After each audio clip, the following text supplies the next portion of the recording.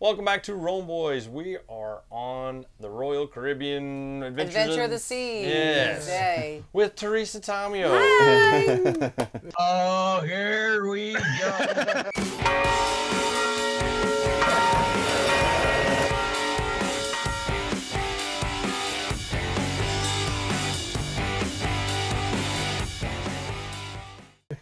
We're just running into you everywhere. So, It's exciting. you know. Italy, now on a cruise ship. Yes. Maybe there'll be Hawaii next time. Who Oh knows? my goodness. If you insist. If you insist, yeah. Yeah, just Thanks to corporate travel. Aren't they great? Yeah, Corporate travel. absolutely. CTScentral.net. Check out all their pilgrimages. Rome Boys, Teresa Tomeo, Deacon Dom. Amazing travel company. shameless plug. But yes, That's okay. That's what we do. that's what we Absolutely do. They shameless. invited us, so it's Yeah. their fault. And it's all about evangelization. Absolutely. It It's is. been Yeah. a great time. This Good News Cruise, Good. marriage cruise, it's been, I know for my wife and I, it's been refreshing. Good. Because the kids aren't here. So, you know, it's none of that, where'd they go? Where are they? Right, You right. know, Oh, it's yeah. like, we know where they're at. They're at Yeah, home. they're at So, home. Yeah. yeah, no, You it's been hope. wonderful. Yeah, we just hope we get home and they're still at Still home. there, Yes. right. Yes, right. yeah. Yes. Yeah. Yeah, so.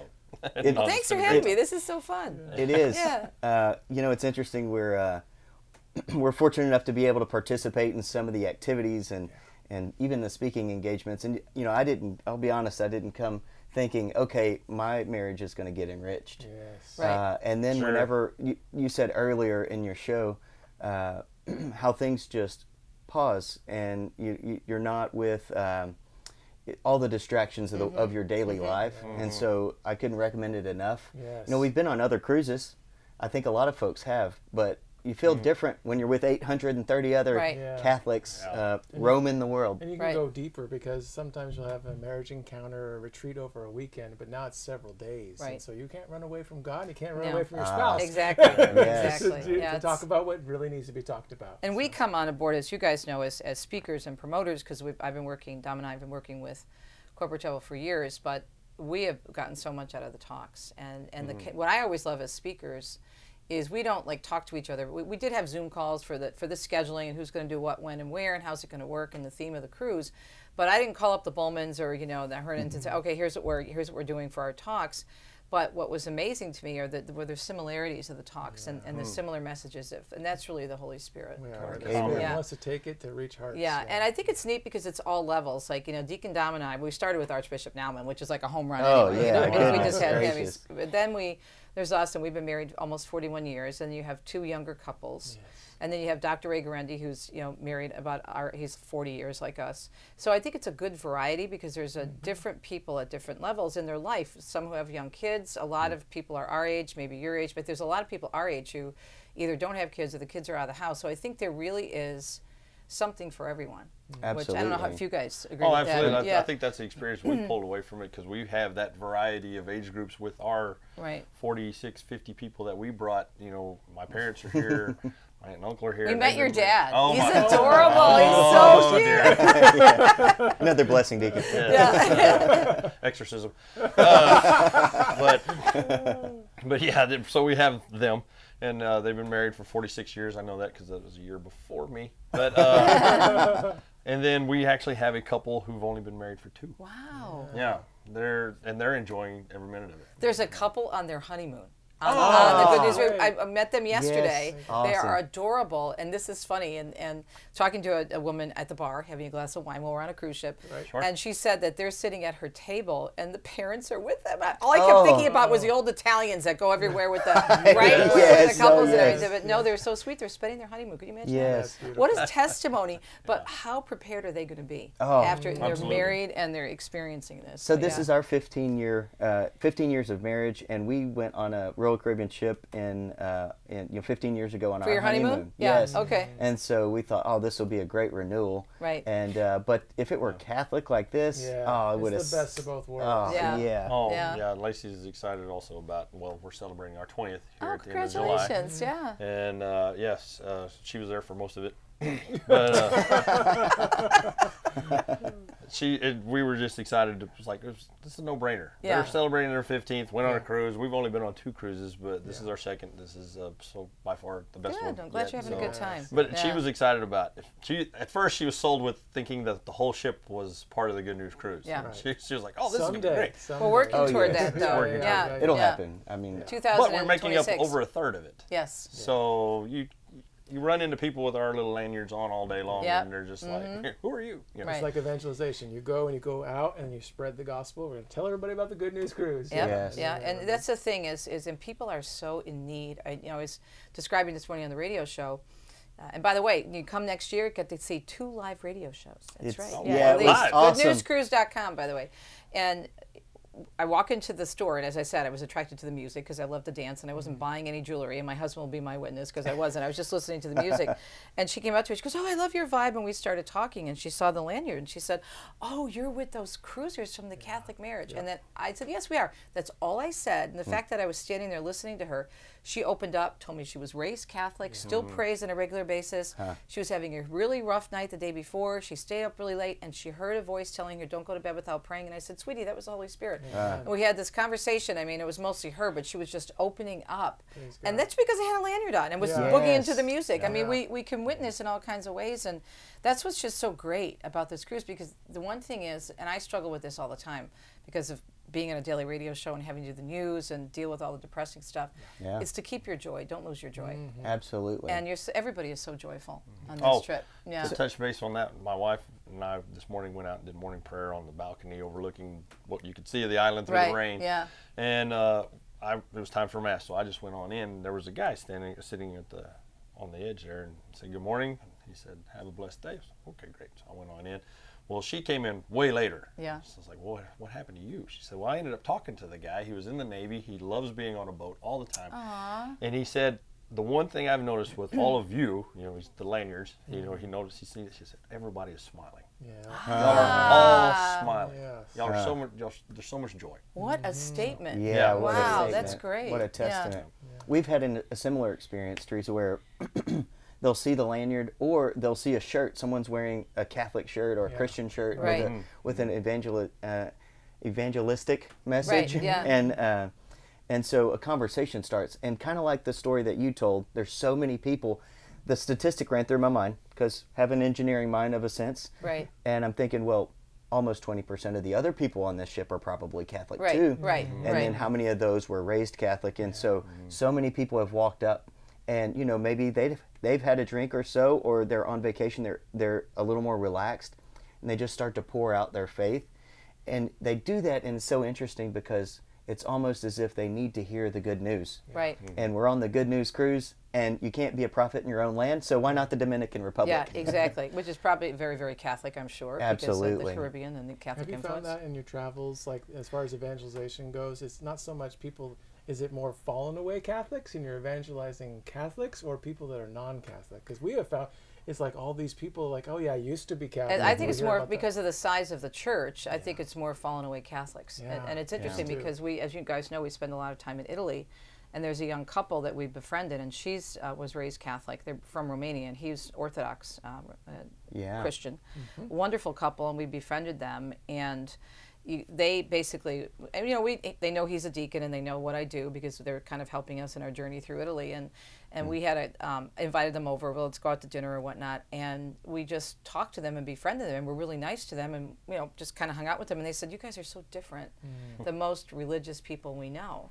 And then they started. They both still consider themselves Christians, and they both pray. And she's got, in her place in Italy, she's got beautiful icons of Mary, so there's still that connection, right, with Our Lady, but they don't go to church because, well, her father abandoned them when they were at church. So all this stuff, we started talking to them and just being nice to them. They started opening up why they're struggling with going back to church. And I said, you know what, it's okay, everybody's got to start somewhere, but we've opened our doors to them. But she's a fallen away Catholic and he's a fallen away Orthodox, so, very long answer to your question. I would say the vast majority of people that we run into are people who were raised Catholic and don't practice anymore.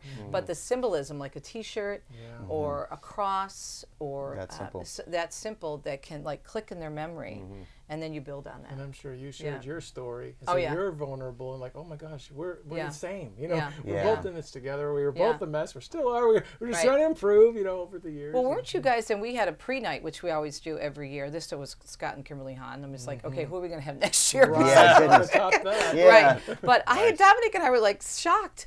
Like when he said that, when they said they went through marriage counseling. know. I'm like, It are you Yeah. kidding Blew me? me Yeah. Talk away. about vulnerability, right? Yes. Yeah. I mean, it was Seriously. amazing. So that was, I You think, guys? I thought Yeah. you led. Yeah. Right. You You led know, marriage started counseling. it. We were talking with the Bowmans, and Jason was saying, you know, there I am at Bishop Barron's house, and he's in his sweats, and he said, I had to pinch myself. But one of the things that he, you know, we just get to be around so many great Catholics that are doing something with their faith. Other people might call them celebrities of the faith, but really Yeah. it's those people that are doing something with what's burning in their heart, Right. like yourselves, honest Yeah. to goodness. And it inspires us little meager old Rome boys. but but what Jason said, I just couldn't agree with more, and that is every one of them, like Scott and Kimberly, they're very unique, or they're very genuine. right. Yeah. They're real people, and that's Yeah. why I think their ministries have just gone so far as it has, God such as you blesses guys. that. Well, I think in someone who's been, on the air since dirt like myself, you can't, people can sense if you're not real. That's the Oh, biggest yeah. thing they can sense, because Amen. if you even delightful woman that I befriended instantly on Saturday morning, we were waiting to get on the bus, and she's from Florida, and she's kind of new to, she's been raised Catholic, very faithful, but she didn't know about this, she didn't know who I was or anything, but we had the best conversation. And she said to me, she was one of the ones who was dancing with me last night till 11 o'clock at night. All of our husbands had gone to sleep. And she said, you're like so real. You're like really nice. It makes me sad because I don't know what kind of impression they've had with other media personalities. But I think when you've been, as Dominic and I have, and as Kimberly and Scott has, if you've been humbled by God, Yeah. it's like, I'm sorry, who the heck do you think you are? Get Absolutely. over yourself. You know? Amen. I mean, Amen. yeah, you're professional and you want the shows to go well. Sure. But it's like if you can't meet someone and say hi, or I heard about, I'm not going to mention this person's name, but another somewhat Catholic media personality who did a cruise and he surrounded himself with security. Oh, wow. And this guy is like not even, and I'm not being mean, but he's Yeah, not sure. even in the realm of the Rome Boys or Ave Maria Radio or EWTN. And I'm like, oh, come What in the on, world? get Yeah. over Yeah. yourself. I mean, it's like, really? And I've been in the pinnacle of the business and on big stations and everything, and I've met a lot of people, and the ones that I kept in touch with are the ones who were real and Amen. who got it, because, and then, once you've been fired a few times and again, you have Yeah.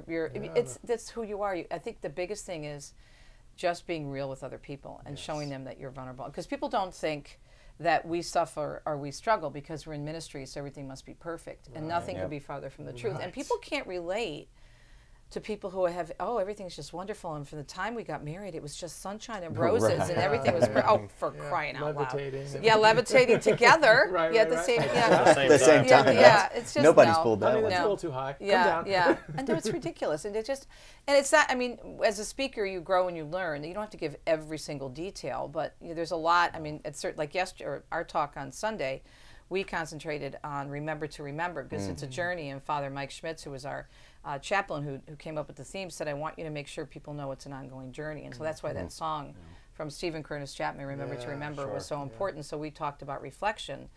In addition, so our testimony was a little bit more condensed, but there's so much more that happened to us in our reversion story that's so important, and we share it in our book, Intimate Graces, and other books. But to let people know that it's okay, that God does meet you where you're at, but he doesn't want to leave you there. He loves you enough not to leave you there, Amen. and which is what you guys do in helping people grow in the faith. Striving for you know? sanctity. Yeah, Well, going exactly. going back to being real, it's so much easier being real Yeah. than it is to be fake. Yeah, Right, right. yeah. It's a lot of We work. tried to- Cancel Rome Boy security. They're still outside though, aren't they? I saw 4 of them out there. Yeah, they're trying Do to. security, Joe. Yeah. They're actually Yeah. there to drag us off the ship. No. Yeah. On the back of our shirt, it says, "Be bold, Bold, be be real, Catholic." be Be Catholic." real, Yeah. be real, be But Yeah. be real is a big part of it, and Joe really personifies that. Yeah. But I'm gonna, if I may, Yeah. you with your busy life, Uh-huh. and a lot of people can relate to that. Yes. How in the world? We know that you're on the radio like every single day, Mm-hmm. and I'm like, how does she spend time enough on everything else and prepare, and then you write a darn book, Mm-hmm. and then you write another book, Teresa. Right. Well, And then on another top book. of that, And on travels. Top, to add to that, and be joyful about it. Yeah. Because being in the media and seeing all the negative, They're rich, they're all genuine, the they're time. real. Right. Well, the time isn't an issue for me because having spent, this is how God prepares you for stuff, because I spent 20 years in hardcore news. I mean, I was a street reporter. I was reporting, noon 5, 6, and 11, noon 5, 6, and 11 radio. When I did radio, I was doing 10 newscasts in the morning from like 6 to 10, and then I went out in the street and reported for another 3 or 4 hours and had to come back and edit everything. So I'm used to producing a lot of content. Okay. So God trained me in how to produce a lot of content. And as a reporter, it's up to you. You go to a scene of a story and you have to visually, even if you're on radio, look at everything, take notes, and then turn around and regurgitate it very quickly. So I'm thinking when I'm in the secular media that it's all about me and I'm all that in a bag of chips, getting all these awards and being on the air. But what God was doing was preparing me for being a radio host. And so doing 2 hours every day, I feel like I don't have enough time because there's so many things to talk about. Sure. Yeah. Like even this morning we were interviewing Father Frankie Cicero from the Diocese of Phoenix, who's got this unbelievable like movie type testimony. I kept thinking I have to have another hour with him. He's so incredible. So I do, and I admit that God gave me a gift where I have a very good memory, except my husband says I don't remember when he tells me things, but other than that, he says I have an excellent memory. So he has given me that gift of recall, and some of my friends say that I have a photographic memory, especially when it comes to my favorite outfit that I see online. I can envision it and find it. But so there are certain gifts that you have, but I think it's been enhanced with all that experience. And also, I just love what I do. It doesn't feel like work. Amen. And so the time isn't a big deal for me. Plus, we didn't have any children of our own, so we're a little bit different, where we don't have the same struggles that a lot of couples do in balancing and all. But we both had very busy professional careers before we left the secular media. And Dom is or the secular culture with our jobs. But Dom is retired now professionally, but he still is very involved in the parish as a deacon. And also he's on the board of a wonderful pro-life ministry, Mary's Mantle. He's a Knight in the Order of Malta. He's also the CFO of my communications company. So we are busy, but it's just a joy because everything we do, it's all for God. And if we look back at our, there's no way in heck we should even be here on this trip and still be married. I mean, it's crazy. It's nuts. Your story. Yeah, no, it is. It's but everybody, I think, people don't realize all of their stories are powerful. But ours is just crazy, nuts. I mean, it's just like we were close to divorce, and I mean, we were just, I walked out twice. There's just no reason why we should still be together except by the grace of God, and that he should be a deacon and I should be a Catholic talk show host. What just happened? Are you kidding me? No. So it's, but I think just in terms of the time factor, it doesn't feel like it because I don't feel like there are enough hours in the day to praise God and to put into writing. So Al and I were talking about this, Al Cresta, who's another awesome brother in the Lord. And we were just talking the other night, watching the Lions lose the playoff game. Oh, yes, sorry. We were praying. Sorry, I know. Pulling for them. But we were chatting, and he says, do you realize the volume of work we've all produced? And I've been with them for 22 years, and I've now produced 14 books, including one that I've written with my husband, Intimate Graces. And then, shameless plug, this latest book that I contributed to. I'm not the only author, but this is a beautiful book, Wisdom from Women in Scripture, that just came out from the ladies you know at Wine. Right? So Kelly Walquist, and she and I worked together on this book along with Dr. Mary Healy and several other women. But there's so many things to say about God and his mercy in the church, and there's so many people in need of it. So if we could make one day 48 hours as opposed to 24, that'd be fine with me.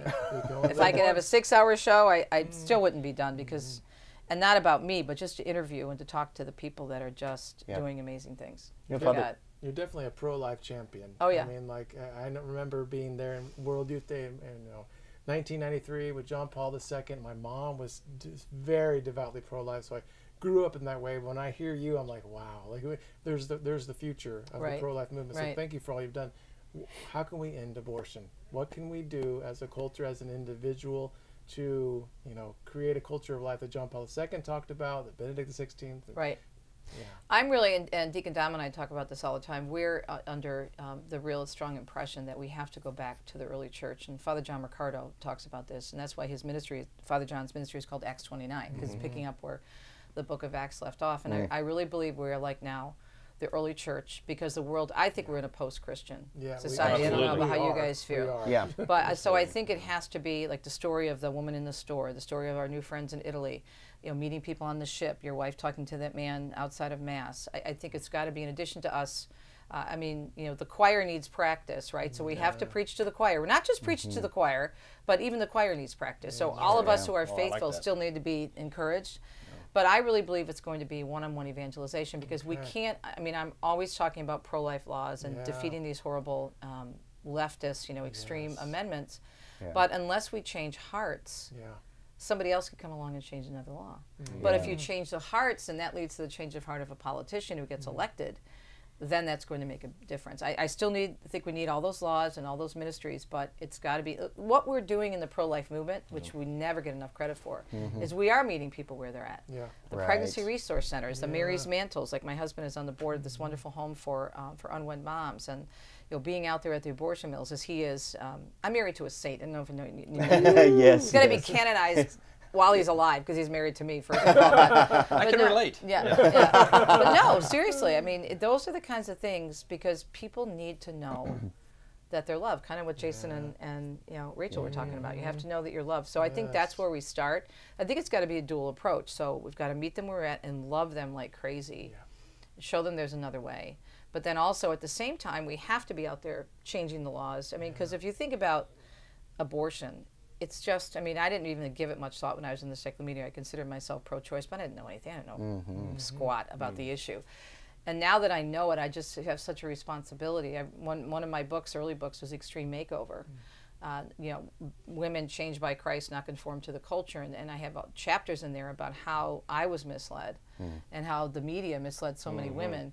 So I think we have to speak about it, and we have to speak about it lovingly, but, to call it out as well. To call it out, but to do it in a way where people are, and ask questions. I think sometimes, and I know in the early days, I was super, super strong, and I sometimes would attack people. That doesn't win anybody over. Yeah. Right. So have a conversation, be willing to listen, because we have nothing to be afraid of. Yeah. Because you just ask some questions, like simple common sense questions, because coming from the media, I know how people just parrot. Sayings and cliches because they want to be cool, they want to be woke. Well, I'm against abortion for myself, but I would never impose my opinions on anyone else. And so my question would be, okay, so why are you opposed to abortion? What is it about abortion? They're just rattling off bullet points. So what is it about abortion that you find so offensive that you would not support it? Well, it's the murdering of a child, right? Because if they're against it, that must be what they're against. And then you kind of take it from there and say, okay, well, and kind of walk them through. So it's a one-on-one, but it has to be a dual approach, because we can't just let all these politicians run wild with all these extreme amendments that we're seeing. It's just crazy. It's just nuts. So, but again, I think the biggest thing is going to be the changing of hearts. That makes more sense. My idea was just abolish all lawyers, but that's a good idea too. Going back to the one-on-one conversation, that's been my wife's favorite part of this trip so far.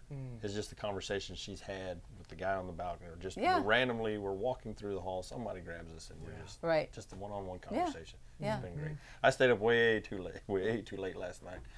And had maybe way too many drinks, and had great conversations with the guys that we came with. Sat there when they were doing the country dancing, and we were talking, and on the way back from the disco, I saw you and sat down and we chatted a little bit. But that was fun. It was fun. It was a little loud, but it was fun. To the point of your answer on Tony's question, the first thing that you mentioned is we're basically an apostolic mission. Right. The book from St. Mary's University Press, Christendom. From Christendom, to Apostolic Mission. And in that book, it says, it quotes Pope Francis' first words to the Roman Curia, which are, Christendom is dead.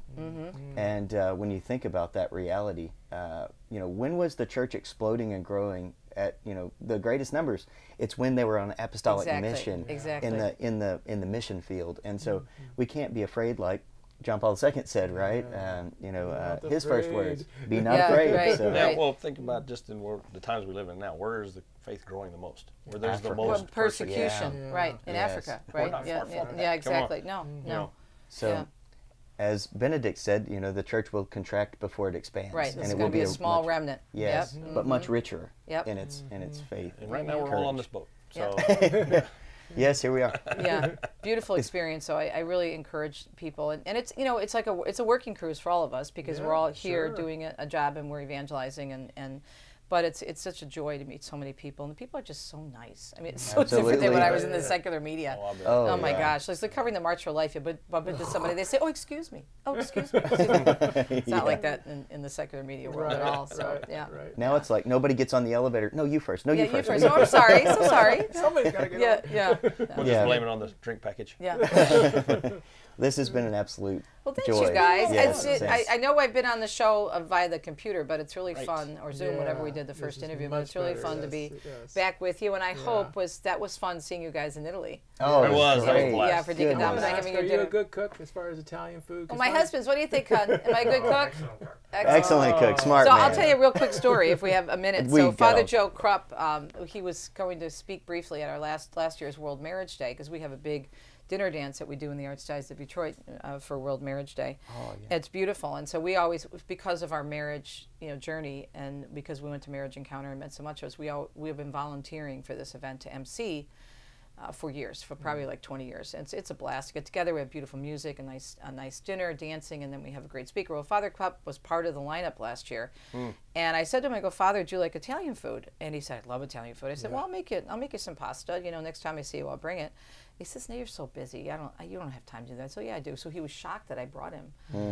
I must have made, how much bolognese did I make for him? Like probably enough for 6 people. Oh, I bet. And I knew he lived with his dad, so I gave him some. Being Italian, I gave him enough for a lot. Right. So I made my homemade bolognese, which is a meat sauce basically, but a little bit more fancier than a meat sauce. And I gave him the pasta, and I gave him bread from my favorite bakery. I gave him some wine.